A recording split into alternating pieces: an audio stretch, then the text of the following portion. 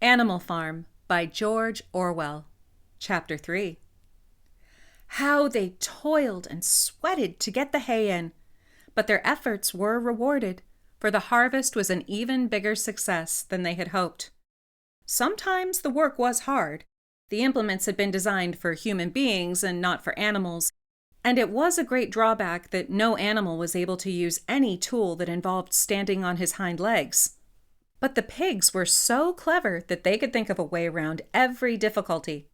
As for the horses, they knew every inch of the field, and in fact understood the business of mowing and raking far better than Jones and his men had ever done. The pigs did not actually work, but directed and supervised the others. With their superior knowledge, it was natural that they should assume the leadership. Boxer and Clover would harness themselves to the cutter or the horse rake. No bits or reins were needed in these days, of course, and tramp steadily round and round the field with a pig walking behind and calling out, "Gee up, comrade," or "Whoa back, comrade," as the case might be.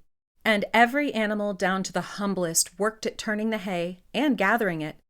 Even the ducks and hens toiled to and fro all day in the sun, carrying tiny wisps of hay in their beaks. In the end, they finished the harvest in 2 days less time than it had usually taken Jones and his men. Moreover, it was the biggest harvest that the farm had ever seen. There was no wastage whatever. The hens and ducks with their sharp eyes had gathered up the very last stalk, and not an animal on the farm had stolen so much as a mouthful. All through that summer, the work of the farm went like clockwork. The animals were happy as they had never conceived it possible to be. Every mouthful of food was an acute, positive pleasure, now that it was truly their own food, produced by themselves and for themselves, not doled out to them by a grudging master. With the worthless, parasitical human beings gone, there was more for everyone to eat. There was more leisure, too, inexperienced though the animals were. They met with many difficulties. For instance, later in the year, when they harvested the corn, they had to tread it out in the ancient style and blow away the chaff with their breath, since the farm possessed no threshing machine. But the pigs with their cleverness and Boxer with his tremendous muscles always pulled them through. Boxer was the admiration of everybody. He had been a hard worker even in Jones's time, but now he seemed more like 3 horses than 1. There were days when the entire work of the farm seemed to rest on his mighty shoulders. From morning to night he was pushing and pulling, always at the spot where the work was hardest. He had made an arrangement with one of the cockerels to call him in the mornings half an hour earlier than anyone else, and would put in some volunteer labor at whatever seemed to be most needed, before the regular day's work began.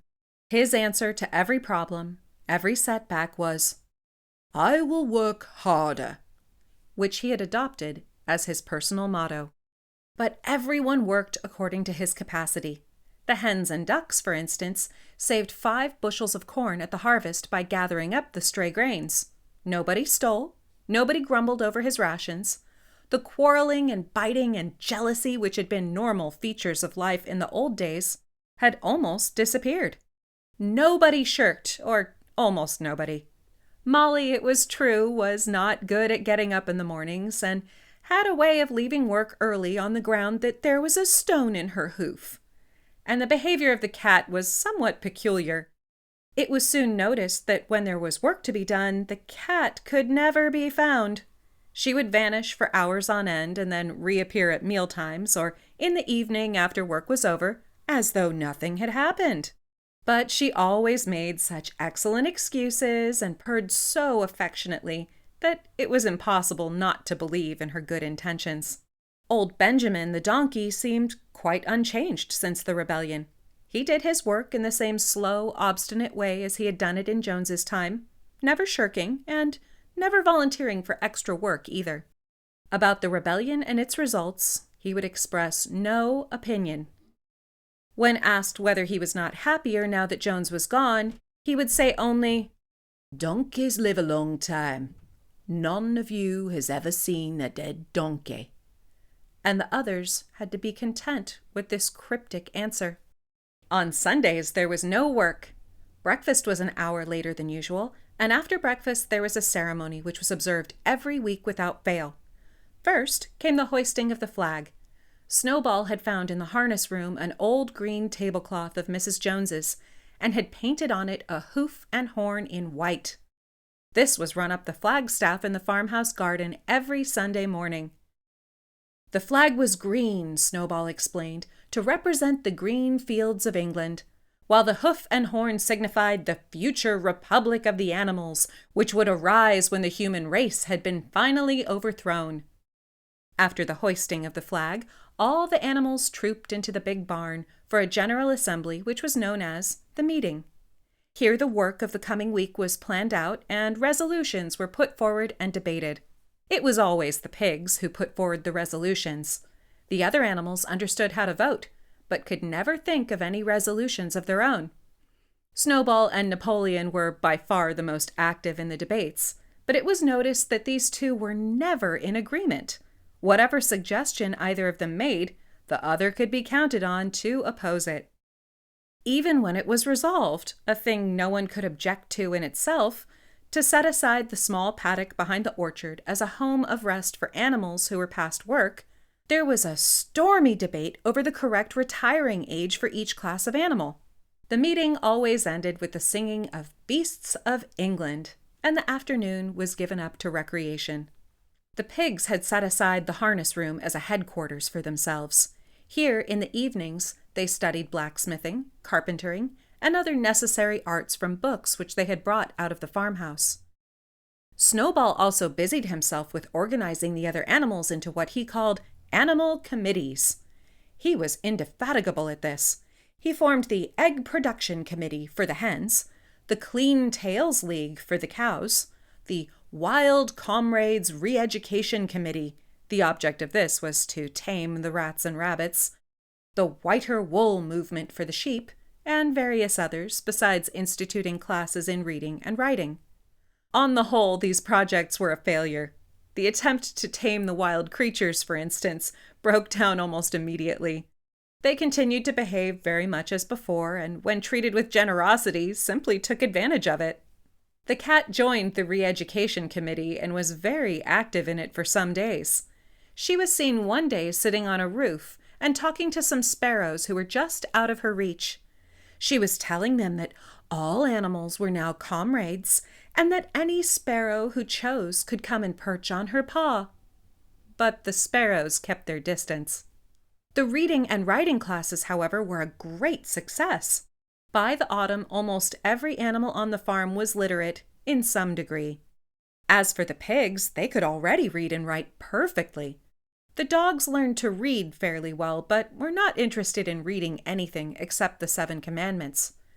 Muriel, the goat, could read somewhat better than the dogs, and sometimes used to read to the others in the evenings from scraps of newspaper which she found on the rubbish heap.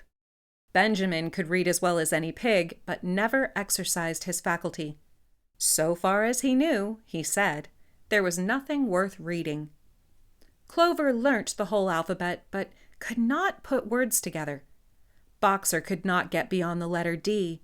He would trace out A, B, C, D in the dust with his great hoof, and then would stand staring at the letters with his ears back, sometimes shaking his forelock, trying with all his might to remember what came next and never succeeding. On several occasions, indeed, he did learn E, F, G, H, but by the time he knew them, it was always discovered that he had forgotten A, B, C, and D. Finally, he decided to be content with the first 4 letters, and used to write them out once or twice a day to refresh his memory. Molly refused to learn any but the 6 letters which spelt her own name. She would form these very neatly out of pieces of twig, and would then decorate them with a flower or 2, and walk round them, admiring them. None of the other animals on the farm could get further than the letter A. It was also found that the stupider animals, such as the sheep, hens, and ducks, were unable to learn the 7 Commandments by heart. After much thought, Snowball declared that the 7 Commandments could, in effect, be reduced to a single maxim, namely, 4 legs good, 2 legs bad. This, he said, contained the essential principle of animalism. Whoever had thoroughly grasped it would be safe from human influences. The birds at first objected, since it seemed to them that they also had 2 legs, but Snowball proved to them that this was not so. "A bird's wing, comrades," he said, "is an organ of propulsion and not of manipulation. It should therefore be regarded as a leg. The distinguishing mark of man is the hand, the instrument with which he does all his mischief." The birds did not understand Snowball's long words, but they accepted his explanation, and all the humbler animals set to work to learn the new maxim by heart. 4 legs good, 2 legs bad was inscribed on the end wall of the barn, above the 7 commandments and in bigger letters. When they had once got it by heart, the sheep developed a great liking for this maxim, and often as they lay in the field they would all start bleating, "4 legs good, 2 legs bad, 4 legs good, 2 legs bad," and keep it up for hours on end, never growing tired of it. Napoleon took no interest in Snowball's committees. He said that the education of the young was more important than anything that could be done for those who were already grown up. It happened that Jessie and Bluebell had both whelped soon after the hay harvest, giving birth between them to 9 sturdy puppies. As soon as they were weaned, Napoleon took them away from their mothers, saying that he would make himself responsible for their education. He took them up into a loft which could only be reached by a ladder from the harness room, and there kept them in such seclusion that the rest of the farm soon forgot their existence. The mystery of where the milk went to was soon cleared up. It was mixed every day into the pig's mash. The early apples were now ripening, and the grass of the orchard was littered with windfalls.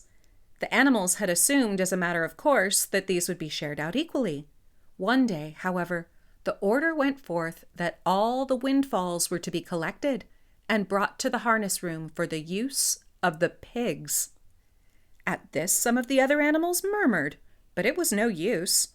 All the pigs were in full agreement on this point, even Snowball and Napoleon. Squealer was sent to make the necessary explanations to the others. "Comrades," he cried, "you do not imagine, I hope, that we pigs are doing this in a spirit of selfishness and privilege.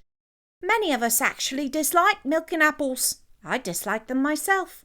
Our sole object in taking these things is to preserve our health.